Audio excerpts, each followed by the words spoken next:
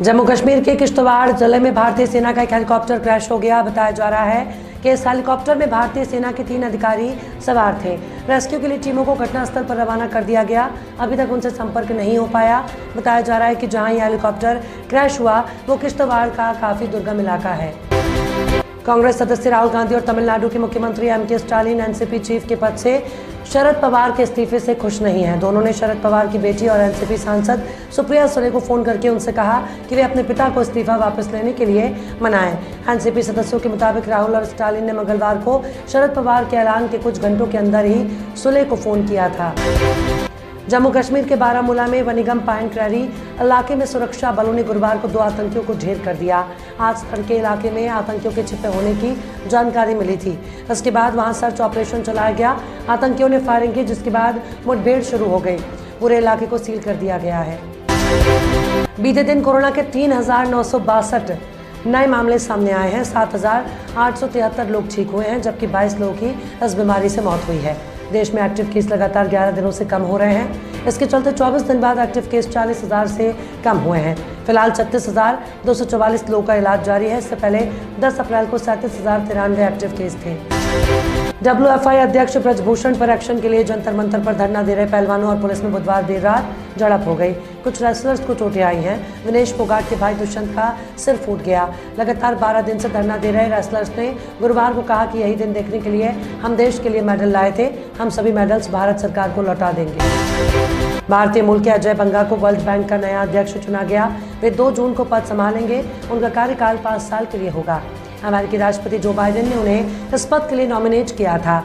अजय बंगा का जन्म पुणे में 10 नवंबर 1959 को हुआ था। उसके पिता हरभजन सिंह बंगा भारतीय सेना में लेफ्टिनेंट जनरल थे। उन्होंने जालंधर और शिमला से स्कूलिंग की है। रूस के राष्ट्रपति व्लादिमीर पुतिन के घर क्रेमलिन पर बुधवार को हुए हमले के बाद रूस की संसद में जेलेंस्की पैलेस पर हमले की मांग उठने लगी है। रूस के पूर्व राष्ट्रपति और पुतिन के करीबी दिमित्र मेदवेदेव ने कहा कि अब हमारे पास जेलेंस्की को मारने के अलावा कोई रास्ता नहीं बचा है।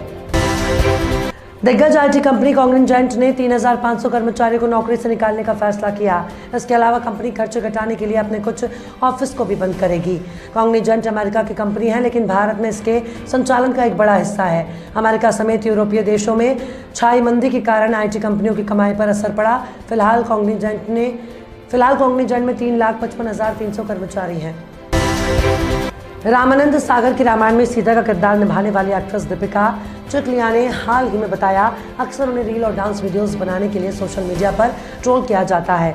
लोग उन्हें सीता माँ के रूप में देखते हैं और इसलिए उन्हें ऐसे वीडियोस से दूर रहने की सलाह देते हैं।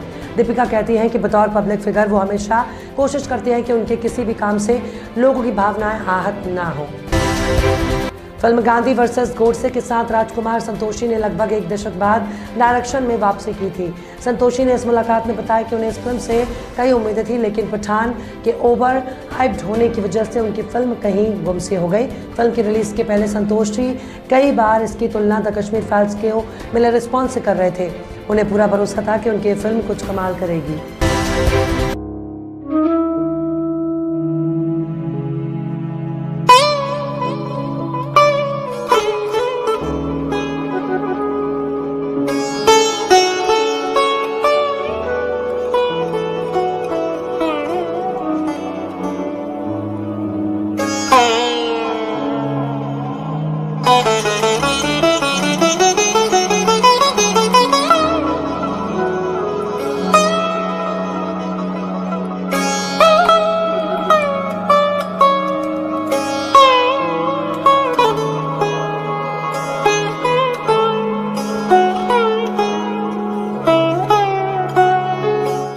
मध्य प्रदेश के अशोकनगर जिले में स्थित चंदेरी एक छोटा लेकिन ऐतिहासिक नगर है।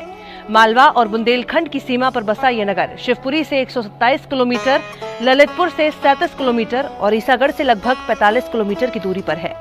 बेतवा नदी के पास बसा चंदेरी पहाड़ी, झीलों और वनों से घिरा एक शांत नगर है, जहां सुकून से कुछ समय गुजारने के लिए लोग आते हैं।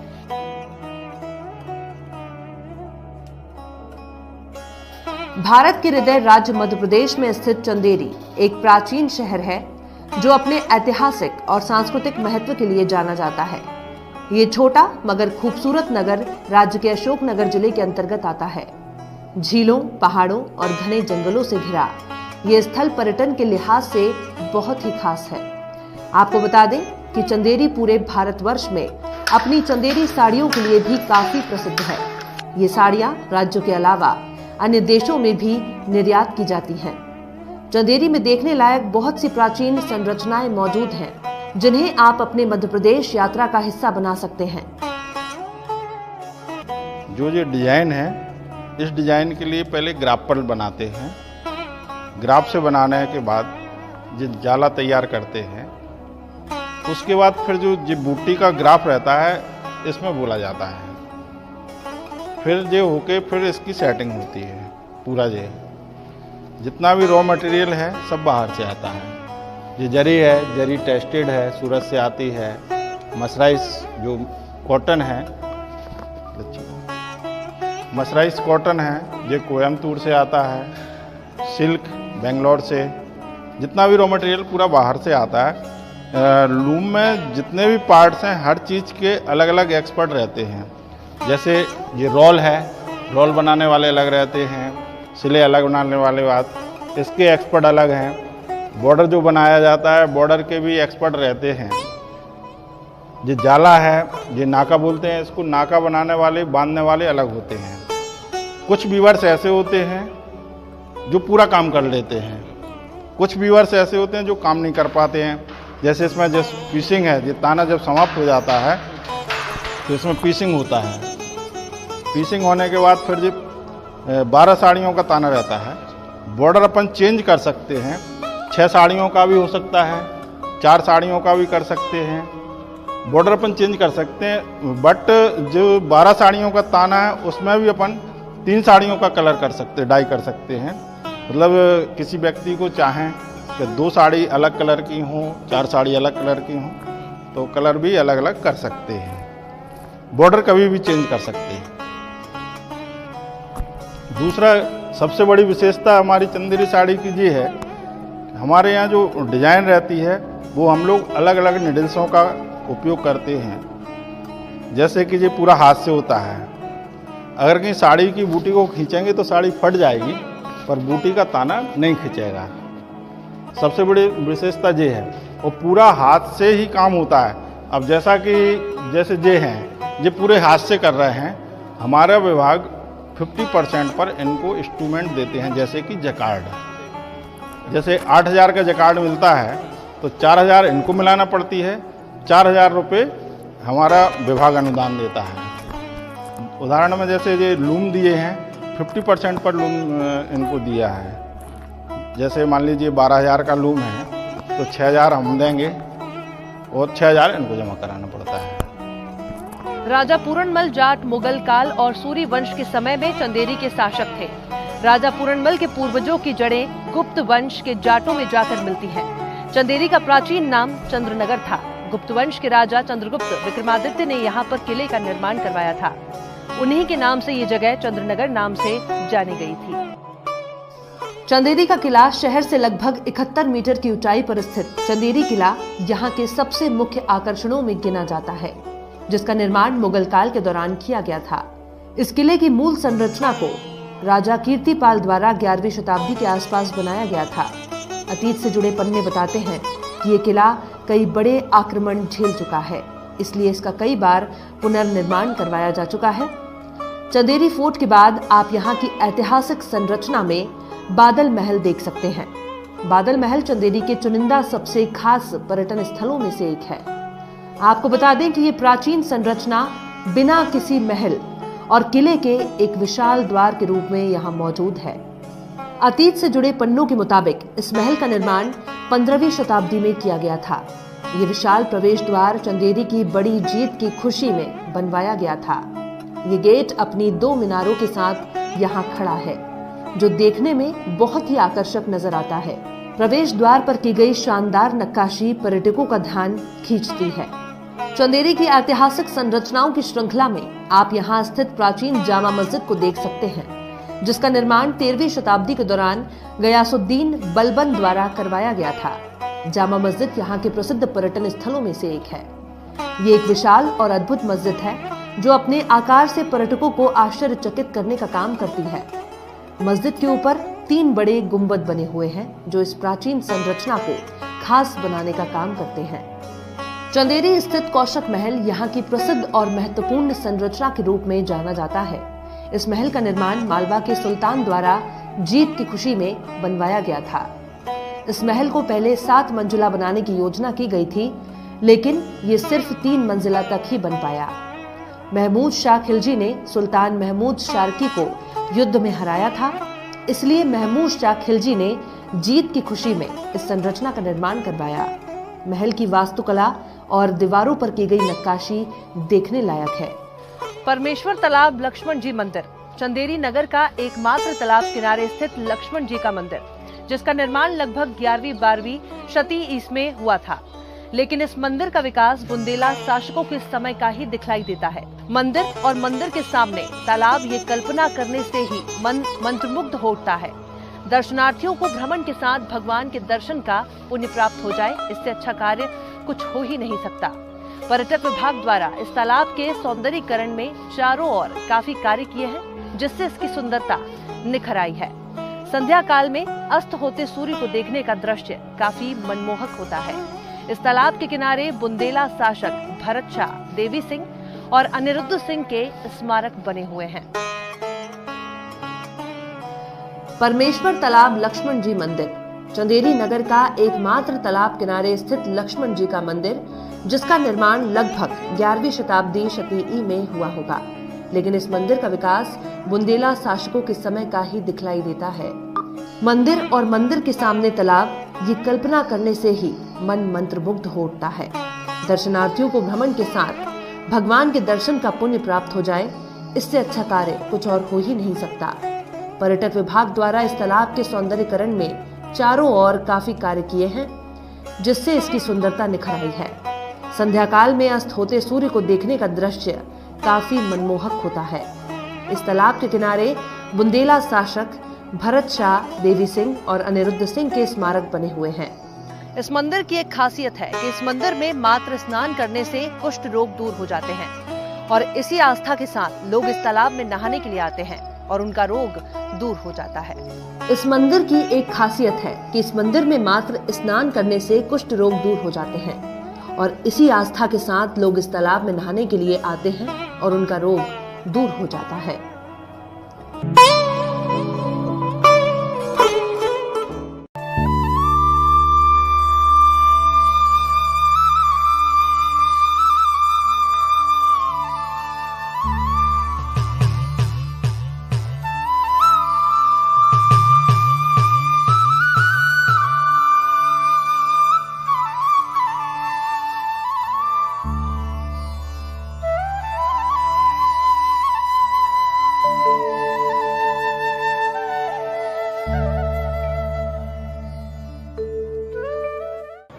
मध्य प्रदेश के सीहोर जिले में है सलकनपुर नामक गांव। यहां स्थित 1000 फीट ऊंची पहाड़ी पर विराजमान है बीजासन देवी। ये देवी मां दुर्गा का अवतार है और देवी मां का ये मंदिर मध्य प्रदेश की राजधानी भोपाल से 75 किलोमीटर की दूरी पर है।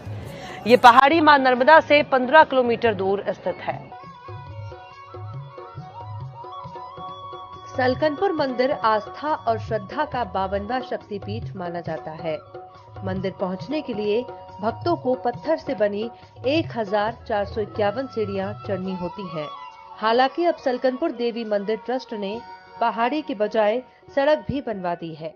साल भर भक्त भोपाल, इटारसी, होशंगाबाद, पिपरिया, सुहागपुर, बैतूल सहित दूर दूर से टोलियां बनाकर गाजे बजाते पैदल ही यहां आते हैं।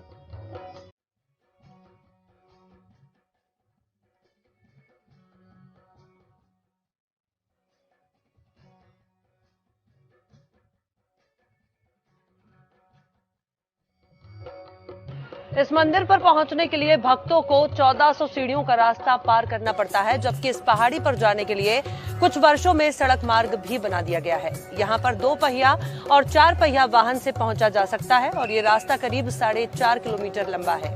इसके अलावा दर्शनार्थियों के लिए रोपवे भी शुरू हो गया है, जिसकी मदद से यहां पर 5 मिनट में पहुंचा जा सकता है।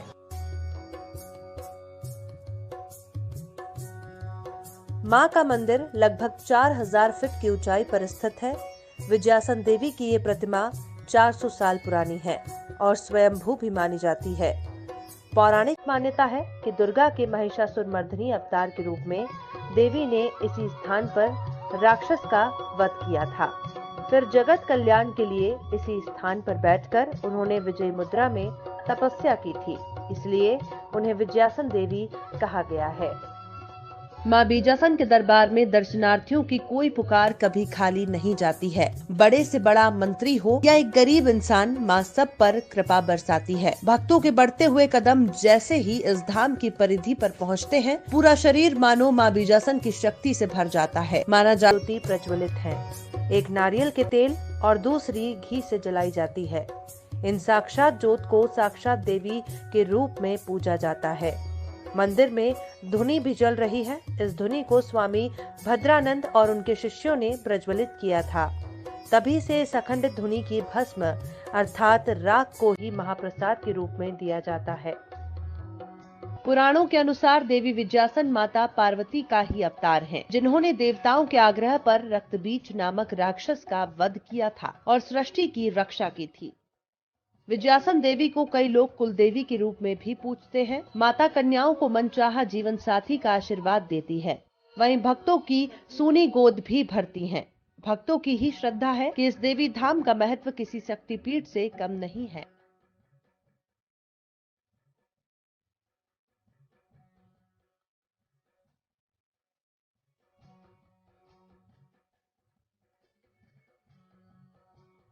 मंदिर निर्माण के संबंध में ये भी कहा जाता है कि आज से करीब 300 वर्ष पूर्व बंजारों द्वारा उनकी मनोकामना पूर्ण होने पर इस मंदिर का निर्माण किया गया था।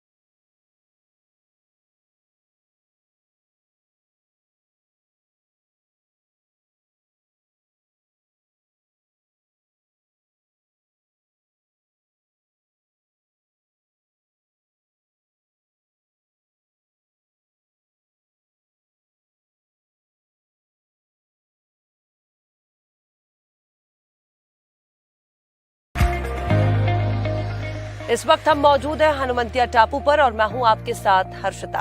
हनुमंतिया टापू मध्य प्रदेश पर्यटन का जल पर्यटन गंतव्य है। इस टापू को मध्य प्रदेश पर्यटन विकास निगम द्वारा विकसित और प्रचारित है। टापू को इसका नाम एक स्थानीय गांव के नाम से प्राप्त हुआ है। खंडवा जिले की मूंदी तहसील में ये स्थित है। इस टापू पर पर्यटकों के लिए सभी आवश्यक सुविधाएं उपलब्ध हैं, जैसे आवास, उत्तम सड़क मार्ग,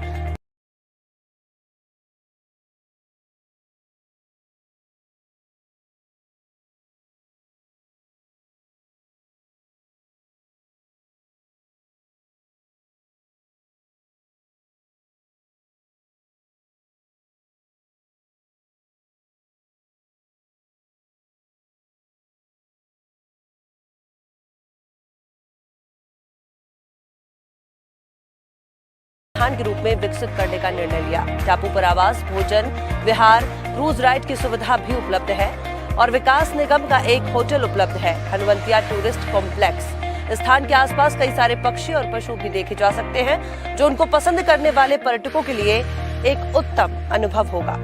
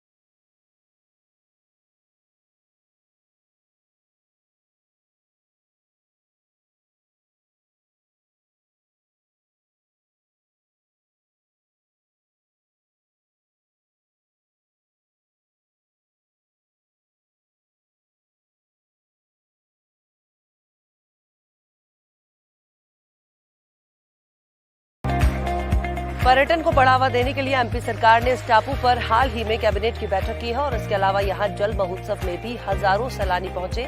आइए जानते हैं कैसा है हनुवंतिया टापू। हनुवंतिया में अब 10 दिनों तक जल महोत्सव का आयोजन हुआ था। पर्यटन विभाग ने यहाँ पतंगबाजी, वॉलीबॉल, स्टार गेजिंग और काफी सारी गतिविधियां करवाई थी। इसके बाद देश भर के पर्यटक यहां आने के लिए उत्सुक हैं और पर्यटकों के ठहरने और खाने के लिए लजीज व्यंजन भी यहां मौजूद।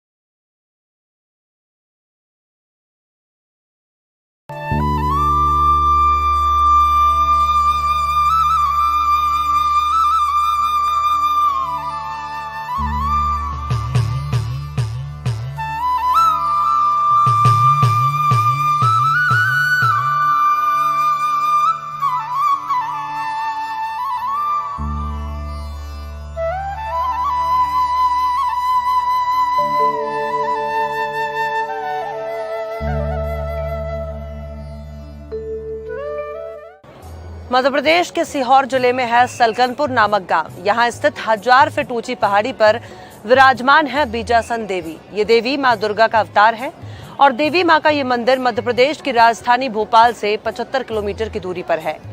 ये पहाड़ी मां नर्मदा से 15 किलोमीटर दूर 1400 सीढ़ियों का रास्ता पार करना पड़ता है, जबकि इस पहाड़ी पर जाने के लिए कुछ वर्षों में सड़क मार्ग भी बना दिया गया है। यहाँ पर 2 पहिया और 4 पहिया वाहन से पहुंचा जा सकता है और ये रास्ता करीब 4.5 किलोमीटर लंबा है।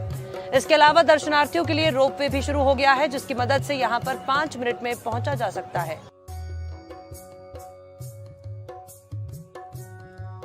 मां का मंदिर लगभग 4000 फीट की ऊंचाई पर स्थित है। विजयासन देवी की ये प्रतिमा 400 साल पुरानी है और स्वयंभू भी मानी जाती है।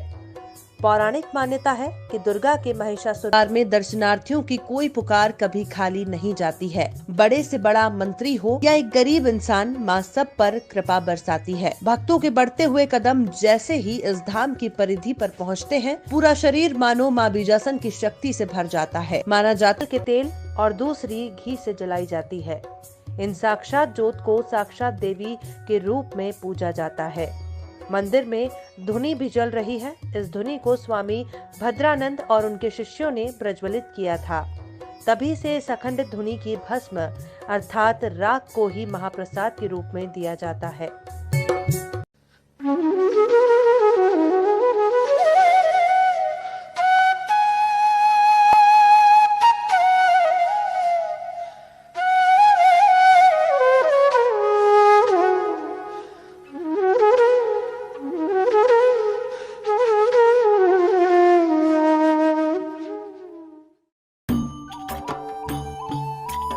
पचमढ़ी भारत के मध्य प्रदेश राज्य के होशंगाबाद जिले में स्थित एक पर्वतीय पर्यटक स्थल है। ये ब्रिटिश राज के जमाने से एक छावनी रही है। अपनी प्राकृतिक सुंदरता के कारण 1067 मीटर की ऊंचाई पर स्थित ये शहर अक्सर सतपुड़ा की रानी कहलाता है। ये पचमढ़ी बायोस्फीयर रिजर्व में आता है और मध्य प्रदेश का उच्चतम बिंदु 1352 मीटर ऊंचा धूपगढ़ यहीं पर स्थित है। धूपगढ़ मध्य प्रदेश की सतपुड़ा पर्वतमाला का सबसे ऊंचा स्थान है। सूर्यास्त देखने के लिए ये एक लोकप्रिय क्षेत्र है। पचमढ़ी हिल स्टेशन इसके पास ही पड़ता है। धूपगढ़ पर्वत महादेव पहाड़ियों सतपुड़ा श्रृंखला में स्थित और पूरे मध्य प्रदेश का उच्चतम बिंदु है। ये पचमढ़ी में स्थित है और इसकी ऊंचाई 1352 मीटर यानी 4429 फुट की है। पचमढ़ी की खोज का श्रेय D.H. गार्डन नाम के विद्वान को जाता है। समुद्र तल से 1067 मीटर की ऊंचाई पर यह स्थित है। सतपुड़ा श्रेणियों के बीच स्थित होने और अपने सुंदर स्थलों के कारण इसे सतपुड़ा की रानी भी कहा जाता है। यहाँ घने जंगल, कलकल करते जलप्रपात और तालाब हैं। सतपुड़ा राष्ट्रीय उद्यान का भाग होने के कारण यहाँ आसपास बहुत घने जंगल हैं। यहाँ के जंगलों में शेर, तेंदुआ, सांभर, चीतल, गौर, चिंकारा, भालू, भैंसा और कई अन्य जंगली जानवर मिलते हैं। यहाँ की गुफाएं पुरातात्विक महत्व की हैं, क्योंकि यहाँ गुफाओं में शैलचित्र भी मिले हैं।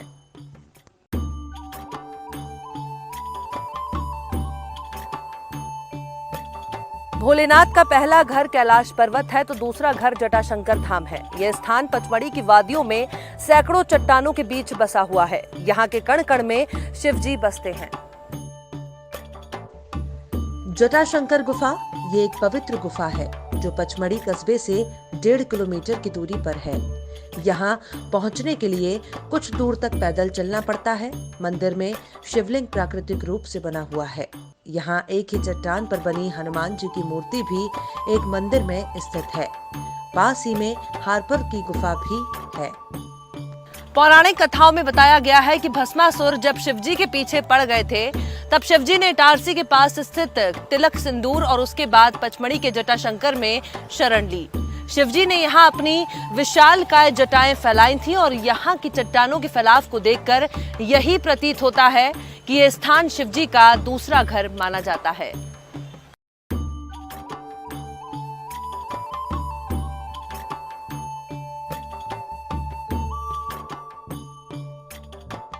महाभारत काल की माने जाने वाली 5 गुफाएं यहाँ पर हैं, जिनमें द्रौपदी कोठरी और भीम कोठरी प्रमुख है।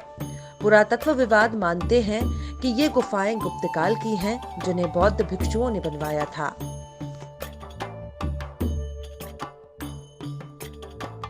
पचमढ़ी में स्थित पांडव गुफाएं 5 छोटी पहाड़ियों का समूह है। ऐसा विश्वास है कि अपने निष्कासन के दौरान पांडवों ने यहाँ शरण ली थी। इन गुफाओं का आकार छोटा है। तुलनात्मक रूप से बड़ी गुफा जिसमें हवा का पर्याप्त प्रवाह है उसे द्रौपदी कुटी या गुफा कहा जाता है।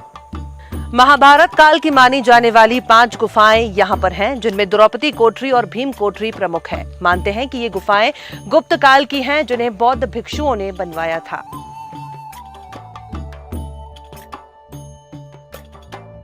बी फॉल्स पचमढ़ी का एक सुंदर जलप्रपात है। इसे जमुना प्रताप भी कहा जाता है और ये पचमढ़ी घाटी के लिए पीने के पानी की आपूर्ति करता है। बी फॉल्स एक अद्भुत झरना है जो कलकल ध्वनि के साथ बहता है।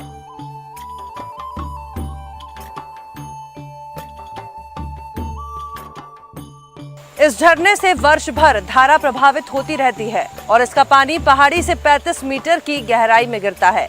ये पचमढ़ी शहर से लगभग 2.5 से 3 किलोमीटर की दूरी पर है और पचमढ़ी हिल स्टेशन पर बहुत सारे झरने हैं, लेकिन यहाँ का बी फॉल झरने का उन तमाम झरनों की अपेक्षा अधिक प्रसिद्ध महत्व है।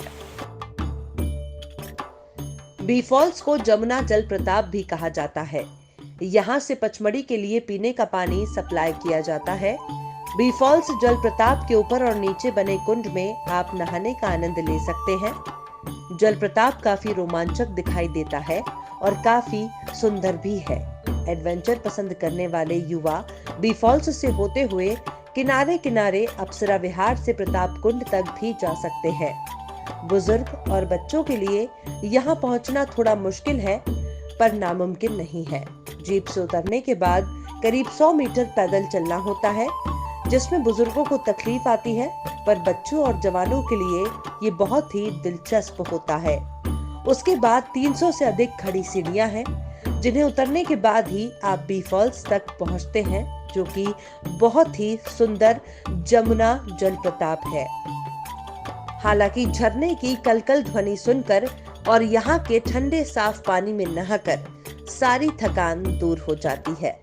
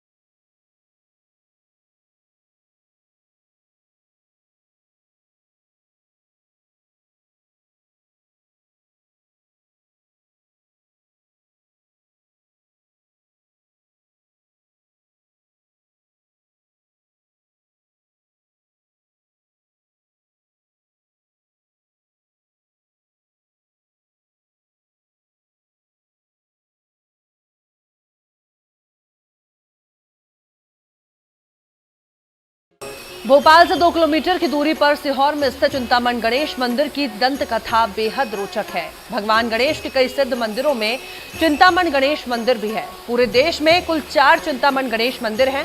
कहते हैं यहाँ भक्तों की सभी मनोकामनाएं पूरी होती हैं।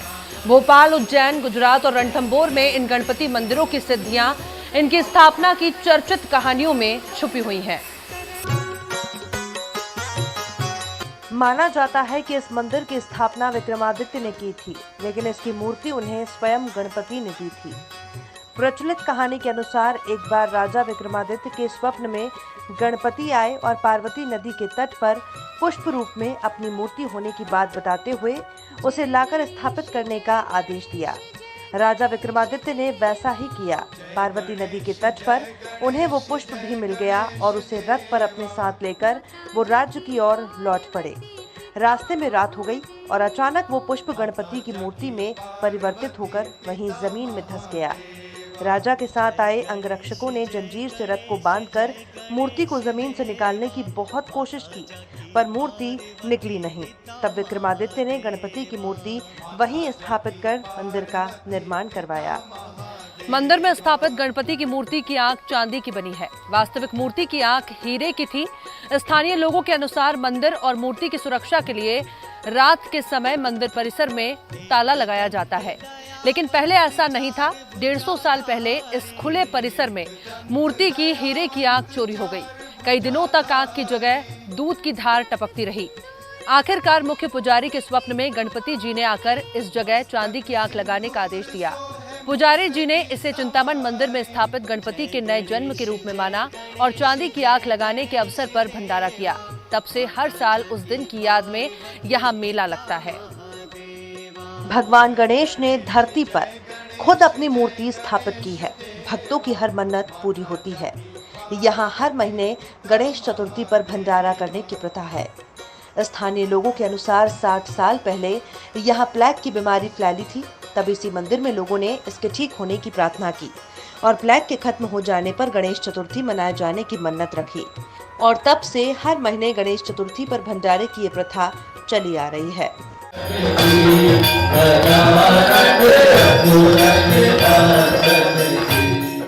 यहाँ आने वाले श्रद्धालु मंदिर के पिछले हिस्से में उल्टा स्वास्तिक बनाकर मन्नत रखते हैं और पूरी हो जाने पर दोबारा आकर उसे सीधा बनाते हैं। इसी प्रकार उज्जैन में बने चिंतामण मंदिर की मान्यता है कि त्रेता युग में स्वयं भगवान राम ने गणपति की मूर्ति स्थापित कर इस मंदिर का निर्माण कराया था। चर्चित कथा के अनुसार वनवास काल में एक बार सीता जी को प्यास लगी। तब पहली बार राम की किसी आज्ञा का उल्लंघन करते हुए लक्ष्मण ने पास ही कहीं से पानी ढूंढकर लाने से इनकार कर दिया। राम ने अपनी दिव्य दृष्टि से वहां की हवाएं दोषपूर्ण होने की बात जान ली और उसे दूर करने के लिए गणपति के इस चिंतामण मंदिर का निर्माण कराया। कहते हैं बाद में लक्ष्मण ने मंदिर के बगल में एक तालाब बनवाया, जो आज भी लक्ष्मण बावड़ी के नाम से यहाँ मौजूद है।